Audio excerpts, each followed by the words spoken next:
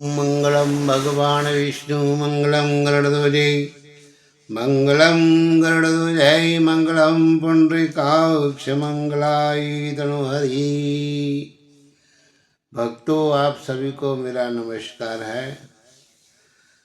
और आज मैं गौवत्स द्वादशी पर क्यों करते हैं गौ की पूजा, इसके बारे में बताऊंगा।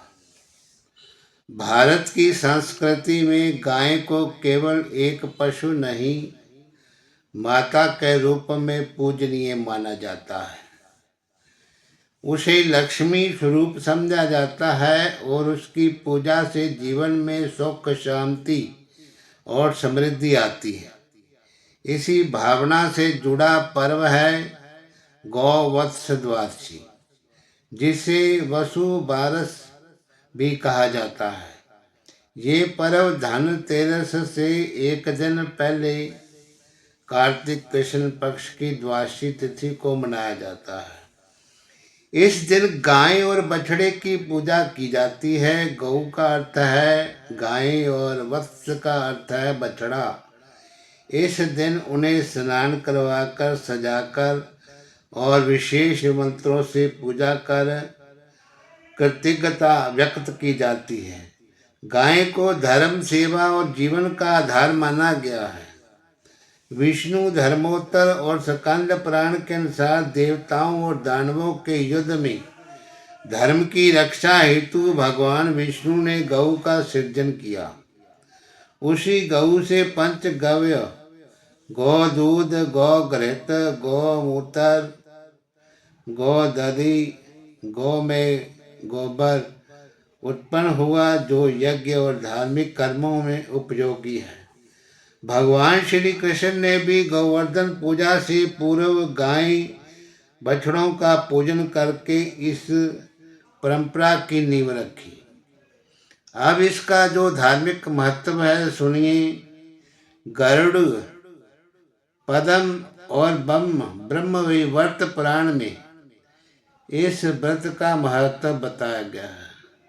मान्यता है कि गायों में सभी देवताओं का वास होता है। गौ सेवा करना समस्त देवताओं की सेवा के समान है। इस दिन पूजा करने से पापों से मुक्ति, संतान सुख और धन धान्य की प्राप्ति होती है। पूजा विधि और व्रत के बारे में सुने। सुबह स्नान करके गाय और बछड़े को स्नान कराइए। उनके सींगों पर हल्दी सिंदूर लगाइए, माला पहनाइए और धूप दीप से पूजा कीजिए। पूजन सामग्री में हरी घास, गुड़, चना, दूध, खीर आदि रखनी चाहिए।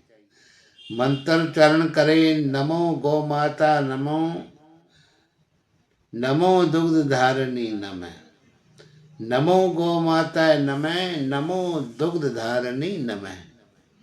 महिलाएं विशेष रूप से संतान सुख और परिवार की समृद्धि के लिए व्रत रखती हैं और फलाहार करती हैं। गौवत्स द्वादशी को लक्ष्मी आगमन दिवस भी कहते हैं। माना जाता है कि जहाँ गाय की सेवा होती है वहाँ लक्ष्मी जी स्वयं खुद निवास करती है।